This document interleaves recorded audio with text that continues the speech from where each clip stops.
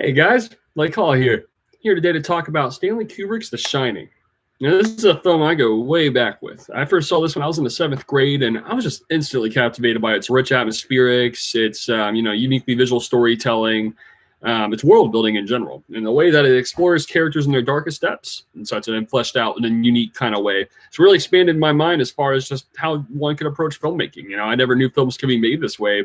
And The Shining really just opened up a lot of doors for me, for the films to come and just the kind of films that would interest me moving forward.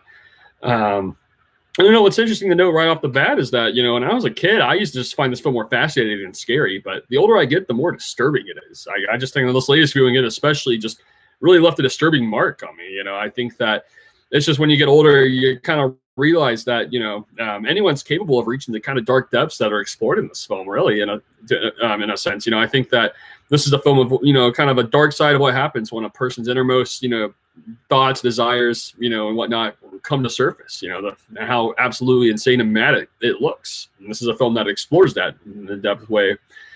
Right off the bat, I love the opening credit sequence of this, because Wendy Carlos' soundtrack just really is a mood and tone setter. I mean, as far as like a good tone setter, it's hard to find a film that does that so effortlessly like the way this one does. The soundtrack just meets Stanley Kubrick's directing in just such a fascinating way, endlessly fascinating. I'll just go for the entire film. But anyways, we're following Jack Torrance as he's driving his car up to the Overlook Hotel for a job interview, to be a caretaker for the next 6 months. And this hotel, and then the person hosting the interview is Mr. Ullman. Mr. Ullman tells Jack of the hotel having a dark past. And, it's interesting. What I noted on this viewing is that Jack actually never really tells Wendy, there's this part where he's like, yeah, Wendy's a huge horror story lover. Jack never once in the film tells Wendy or Danny anything about the dark past of this hotel. I think that's kind of interesting because, and I personally like to interpret that motive because Jack has this subconscious desire, he has this introverted goal of pure self-isolation. He wants to be away from basically the human civilization in every way. I don't think he knows why just yet, though. I think that, the hotel brings out, his innermost desires. He kind of turns out there was reasons are to be this buffoon. But at first, I believe that he just thinks that, he's not going to tell them because he doesn't want to scare them off from his introverted goal of that isolation. He's craving it so bad, and I can tell he's just probably been wanting this for a really long time. And he's not going to tell anyone anything that would get in the way of that. So anywho, Danny has a psychotic breakdown. Meanwhile, at the apartment right before they leave, he has a vision from the hotel. Because he has this kind of telekinetic power where he can actually, have kind of see the supernatural to it. Supernatural, he kind of has an understanding of a supernatural force. And he has a vision of the hotel being an overwhelmingly dark force. There's a force of something inherently evil that lives in the hotel. Danny becomes aware of this and he has a meltdown. He blacks out. And of course, unfortunately, this is only a feeling for Danny, so there's nothing he can do or say to really articulate exactly what this feeling was. So doctor comes in and turns out, all right, he just had a little moment. He'll be all right. So anyways, the family starts driving off. And you immediately could tell Jack just doesn't like his family. He doesn't like, I feel like he just is really antisocial in general. I don't think he likes people at all. He seems overwhelmingly grouchy. He's really sarcastic. The way he says everything just seems like a real jerk all around. I don't think, you can tell he's just really excited to get to this state of isolation, get away from everything, really. Even his own family. He's sick of his own family. So the crew goes on a little tour around the Overlook Hotel. Mr. Ullman, person who gave Jack the interview, shows everyone around, shows them where everything is, sets everything up. And we get to just see what the building in general is like. And then meanwhile, there's a man who works there named Dick Halloran, and he pulls Danny aside. Turns out he has the shining power also. He also has this telekinetic, supernatural understanding, and he can actually communicate with Danny mentally. Like they have a telekinetic understanding and power. So he pulls Danny aside and he begins to just tell him to never go into this room 237. Apparently this room is just a place of overwhelming horror. It's unfathomable. Just don't go in, whatever you do. So after this, we jump forward about a month. We're just watching the family and everything seems to be just fine so far. They're all just kind of in their own element. Wendy makes Jack breakfast, and Danny likes to ride his tricycle around the hotel. I love these scenes, because it's like, imagine being a kid in the hotel like this. Like, of course, you would be just riding around all day and night. I mean, a hotel this big, who needs the internet when you got a tricycle you can run around in? I love these scenes. It's really kind of wakes up something kind of a childlike wonder in a lot of ways. And then something else to note out immediately, and throughout the whole film, really, you don't see Jack do a lick of work. You know, even when you think he's working on his typewriter, it only turns out he was just writing the same dang thing over and over again, just all the things. So, you know, really, Jack technically does no work whatsoever this entire film. You know, right off the bat, he's just throwing his ball around, just not really accomplishing anything. You know, meanwhile, I think, you know, the first moment in the film where you really start to feel something unsettling about the hotel. I mean, of course, you already know there's something unsettling, but rather, I should say, you feel something unsettling. Because now it's like now this horrifying experience is becoming personable for you, the viewer. I think that this scene really, you know, like I think there's a scene where Wendy and Danny run around in a hedge maze, and there's this really eerie music that plays in the background, and I think a lot of this just indicates that there's just like a force kind of stalking them a little bit. And of course, there's even a part right after. This is kind of a trippy moment, actually, where Jack runs to a model of this hedge maze. And then there's the camera, way the camera it's directed, it's manipulated into looking like he's oversighting Wendy and Danny as they're roaming around this maze. It's really a haunting moment. You know, it's where like a lot of these haunting moments, really, the personally haunting moments really begin. There's just something very eerie about it, you know. Even if it's like it feels like a camera manipulation, it's like wow, it's just like he's just dominating over him, just looking at him, watching him. So then there's this part where Danny, you know, he just has this. He kind of acquires this overwhelming curiosity about room 237. You know, there's a part where he's riding around in this tricycle, and then he's just standing right in front of it, and you know, he just kind of has this like, you know, again, this like kind of childlike sense of fear and wonder about this room. You know, he's just like, what it could be in there. So he walks up to the door, and he's about to go in. And then he starts to like, you know, kind of have a vision of these, you know, twins. So he runs back off. He just, nope, not going in there. And then, oh man, I feel so bad for Wendy, honestly, because, you know, Jack is just so awful to her. He treats her like crap, you know, and especially right off the bat, you know, there's a moment where they have some dialogue where Wendy's just asking Jack to go on a walk later in the day. Jack just gets all angry at her for interrupting him. It's like, yada, yada. I felt really bad for her. It's terrible she has to put up with that, you know. And, you know, he's just really cruel. Especially on this viewing, I was like, man, I despise Jack. Like he's really like a lame guy. He's really a scum, you know. I don't like him.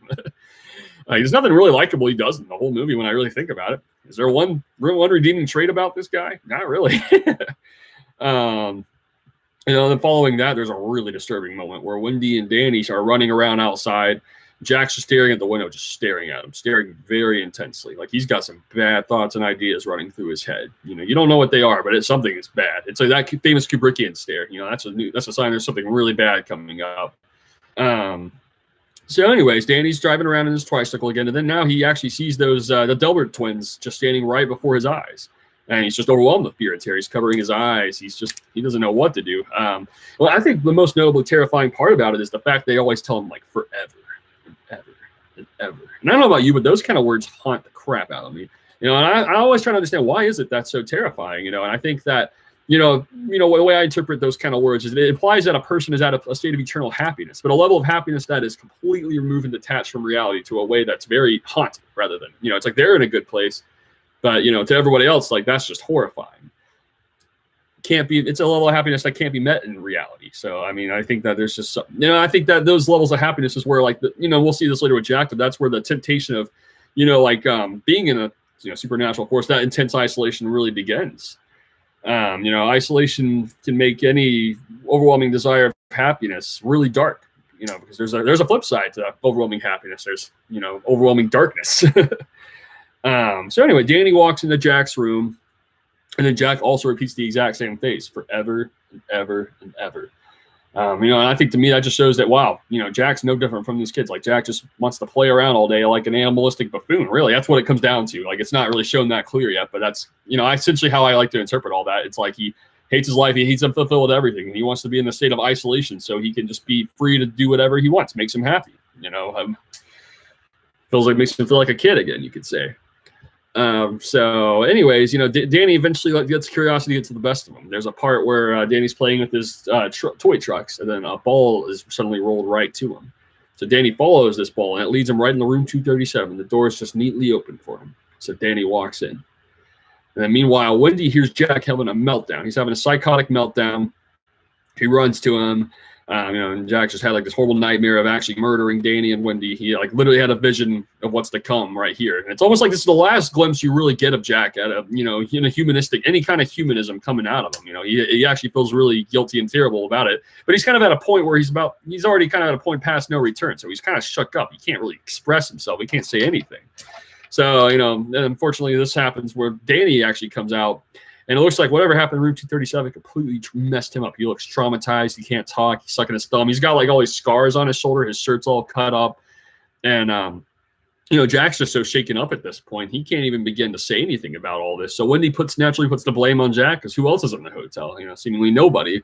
So she puts the blame on Jack. And Jack's just like, he's just overwhelmed. He's just in this state. That's not really humanistic. It's more of an animal than man at this point. So now Jack ends up going into this gold room, and he ends up just begging, praying for a beer. Like he just wants to do anything. I like to see this at this point. He's at such a dark and bad place. He just wants to be at this happy place, and the hotel's kind of trying to, supernaturally bring him to this darkly, evilly happy kind of place. So he finally gets a drink at the bar. Bartender Lloyd shows up. This is a ghostly figure. And then, I think something to really notice about this scene, this is something I really picked up on in this feeling. I never really thought about it before.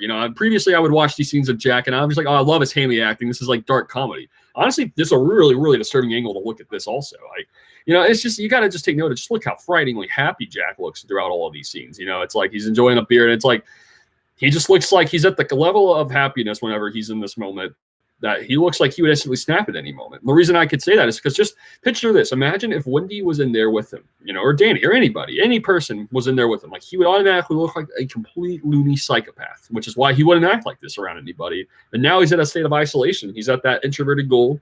Now he can act as he wishes. And now he's at a happy place, a dark, happy place. It's just, he's in a headspace. He's in a really dark headspace, and he's just enjoying this moment while he can until Wendy comes running back into the picture. And it's almost like you can just feel it, like his good time's over, and he's just so overwhelmingly, he's going to get more and more angry. It's like the further he gets into this happy place, the harder it's going to be for him to come out of that, in a lot of ways. And that's, and whenever anyone interrupts it, it's just going to bring out it's almost like a bipolar side. Like, this guy's going to be a manic killer before you know it. He's not quite there yet, but, he's instantly just like, frustrated that Wendy would have even interrupted. Meanwhile, Mr. Halloran's on a vacation and he receives the Shining. He receives this overwhelming, great anxiety that comes right through him. He has an awareness that something overwhelmingly terrible is happening at the Overlook Hotel. He doesn't know what it is, but it's something terrible. I like to almost think of this. I like to remove myself from the film and imagine this scene. It's like, imagine you're in his shoes. It's like that feeling where something overwhelmingly bad is happening, but you don't know what it is. And that's so kind of what makes this film such a miracle. It's almost like, you feel these things all the time, and here's a film that's going to take you personally right through what these bad events actually are, and unfolding right before your own eyes. It's like that satisfies that intense voyeuristic side in so many ways. That's why I love film. But back on track, we get to Jack walking into room 237.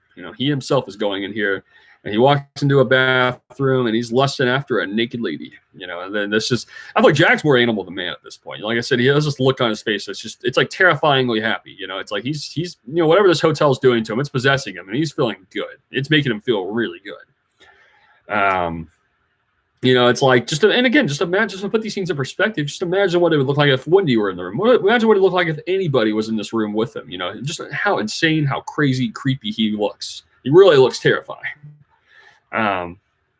It's like, looking at this, he's so overwhelmingly happy. He's just, he's ready to make out with her. And then suddenly she turns into an old soggy lady. I like to imagine this is almost like, the Supernatural Hotel's like, yeah, you happy, buddy? You happy? Well, it's just like, well, we're going to be happy now. It's just like, he turns into an old lady, scares the living crap out of Jack, and it turns that good mood away. And, he's just running back. And then it's rumored that lady chasing him, the old lady, is actually Mel Gibson's mom. I don't know that for a fact, but that's what it appears to be. And of course, it also appears that these, because it implies that there's two old ladies in the bathtub. I like to imagine those are actually the Delbert Grady twins as they're growing up. That would make sense because this happened in 1909, 1980, so they're just like old hags at this point. Yeah, so just Wendy. Meanwhile, Jack runs out, and poor Wendy, man, she's just an anxious wreck at this point. And then you got Danny actually having a psychotic breakdown because he actually has a vision that this force is really taking over Jack, and he just sees impending doom lying ahead of him. Wendy's hopeless. She can't do anything to help Danny. I mean, she just, the hotel's brought out an innermost quality out of Jack. It's really brought out his animalistic desires to the front. It's really what it's doing. Anyways, Jack goes back into the room, and he's just like, he's just being this mean. He's just being such an animal to Wendy. He feels nothing for her. He's just whatever gets going to get in the way of letting him feel the way he was feeling in that bar. He's gonna turn completely insane towards you, basically. So then Jack goes back to the ballroom, and it's like I like to imagine, of course, it's implied that he's always, of course, at this point, like he's kind of like the caretaker. Everybody views him as the caretaker at this point. I like to imagine this is the only place and time he feels good. He feels decent in this place. When he walks into that gold room, it's like he feels like he has a pride and there's an excitement. It's like he walks around like he owns the place, basically. I think that just makes him feel really good to have that sense of power, because he can't get that anywhere else. Anyways, Mr. Grady spills drink on Jack, and you see he pulls Jack into the bathroom. This is one of the most fascinating moments of conversation. Because I like to imagine, and this is the moment where Mr. Grady, this is the guy who initially did all the killings, and from the story Mr. Ullman told at the beginning. But I like to imagine in this part, Mr. Ullman takes the story out of him, puts this whole spirit, this whole desire, and it's like he just officially puts it right in Jack. There's like a scene wherever I feel like, there's a scene where Jack's making this overwhelmingly goofy face. It looks literally like, and I like to imagine, he's just at this overwhelming state of like happiness, which is scary. So, So Mr. Grady actually, I think, takes this, he puts this like whole story, he puts this whole possession out of him, puts it in Jack in this moment. And now the story it turns out it was Jack all along in this moment moving forward. Like I think at the very end when you see that picture of Jack revealing that he was the caretaker, he always has been. This is like, it's like in this moment, history overrode itself, and now turns out Jack always is the caretaker. This moment moving forward, the hotel possessed him into becoming another entity altogether, really. And I like this whole scene because, every time Jack's being goofy, it's like I said, he's just feeling happy. But this is a dark happy. This is a manic happy that's about to flip side into a psychotic meltdown, really. Then meanwhile, we still have poor Wendy having an anxious meltdown. Mr. Halloran's finally gotten a hold of the Rangers, and he feels something's just overwhelmingly wrong at the hotel. So he makes his way over there. Meanwhile, Wendy's at a point where Jack's just so far past, the point of return that Wendy's just going to have to kill him. Just purely out of survival necessity at this point. So Wendy grabs a bat, she runs downstairs, and then, this is the iconic part where she realizes, he's just been sitting there writing all work and no play make Jack a dull boy. He ain't been doing anything. He hasn't been doing any work whatsoever. He's just been literally just sitting around being an animalistic buffoon from the beginning. He's just wanting to get to this innermost desire to do that. It's all he wants. And then you just got to note that Wendy's done all the work in this hotel. Jack hasn't done anything. All Jack's doing is he's just enjoying being removed from reality and isolated from having any responsibilities whatsoever. I think turns out that's what he really wanted all along. Imagine if anyone was sitting with him while he was writing all that stuff. Imagine how insane he'd look. He wouldn't be able to showcase that to anybody. But now he's at a place where he can. But it's like, what was all this desire for introversion for? Nothing. To do nothing. To be nothing but act like a big old buffoon. So he has this moment where he starts flipping out. He starts getting out all of his innermost demons, desires, and just hatred, really, towards Wendy. He hates everything. He hates and it's all nonsense. Again, he's like talking about my responsibilities, my work. What responsibility? He's purely just on a power trip of evil, really. And he's just, he dominates Wendy completely. He's just a pure, anxious, nervous wreck. And then Wendy finally has an awesome moment where she hits Jack with the bat and she knocks Jack down. So, this knocks him out temporarily. Wendy drags Jack into a boiler room. And then, Jack's taken basically every escape route from Wendy possible. So Wendy has no way of, calling anybody. She has no way of, of getting out. She has no vehicle she can take out either. Jack's removed out all the batteries. But then Mr. Grady comes down a little later, lets Jack out of this boiler room he's locked up in. And tells him that, he's going to have to kill Wendy and Danny in order to feel happy forever. He can feel this forever and ever and ever. Only if he can kill him, though. So meanwhile, Danny starts to foreshadow the term Red Rum. We've seen this foreshadowed a little bit throughout, but now he's getting to a point where he's going to start writing it, And of course, I know this is so iconic. Everyone knows what it means. But, for the story's sake, like I kind of try to imagine like you don't know what it means. There's, the mystery to Danny. It's a mystery to Wendy. They don't know yet. So, but he's writing this because he has a telekinetic power telling him to do that. You know, the Shining's telling him to in a lot of ways. Anyway, so yeah, right when he writes it, when he wakes up, looks in the mirror, and it says murder. The moment this happens, Jack's got his axe, and he's ready to kill Wendy and Danny. Like, he's just, he's completely possessed. He's ready to go. Then Jack starts axing away. Danny's able to escape out of the window, thankfully, but Wendy's having a complete anxious meltdown. It's funny because at first I used to always say that, The Shining actually doesn't really have a real use for the story because, all it really does is just get, Mr. Halloran over there to get killed. But there is a saving grace to that. If Mr. Halloran hadn't come in the picture, Wendy would have been dead. So in a way, it's like, what Mr. Halloran almost took the bullet for Wendy, kind of the way it turns out, at least. Right when Jack's about to kill Wendy, Jack runs over and he kills Mr. Halloran instead. So, he comes out. Wendy starts running around meanwhile and just seeing all these bizarre things going around the hotel. You got a bear giving a guy a blowjob. You have, all these spider webs around. You have this guy having a party saying, "Great party," and then the hotel starts spewing out blood everywhere. So, I think it's like with all this anxiety, Wendy's been feeling that something is wrong, but she can't put her finger on what it is. She just knows that, something horrific is happening. It's just isolation's getting mad. But it turns out, now she's kind of starting to see there really is something kind of supernatural going on in this hotel. Like it's kind of real. The anxiety was really like telling her something massive. Jack starts chasing Danny down, out of the hedge maze outside. And Danny's really smart. I love how smart Danny is through all this. He starts running, and then he's able to backtrack on his own footsteps, only to hide out in a bush. This confuses Jack. And I love it because Jack just looks really dumb from here on out. Like, he just looks like he can't pull this off at all. He's incapable of it. It reminds me about, Night of the Hunter, how you have this very intimidating guy who ends up looking like a total buffoon in the end. He's like a joke, basically. Danny's outsmarting him by a mile, with the way he goes about all this. Thankfully Wendy and Danny make it out safe. Thank God. They deserve a good ending here. Jeez, they had to put up with so much in this movie. So, I like to imagine that, I really hope that they, are okay in the long run. I like to imagine they are okay. They need a lot of therapy. I know it take a lot of time, but I hope hopefully they end up finding a way out, and hopefully they can, move on from this horrific tragedy that happened. Meanwhile, Jack, I love it because Jack just looks like an animalistic buffon. He's like, he just sounds like a literal animal, just yelling out. And then, of course, the next morning, it's revealed that Jack's dead. And then we get a vision of a photo from the ballroom revealing that Jack's been the caretaker all along. And this really puts a twist on everything, especially when you're like watching it for the first time, But I like to just see it again. I do have that, I feel very confident for the theory that I think that the hotel, the Jack wasn't always the caretaker, but it was that moment when he was with Mr. Grady in the bathroom that, it's like he literally took the story and implanted it in Jack, in a supernatural sense. So now it turns out he always was. He is Mr. Grady's role, now. But anyways, man, The Shining is just a roller coaster ride from start to finish. I absolutely love this film and just the crazy experience it takes you through.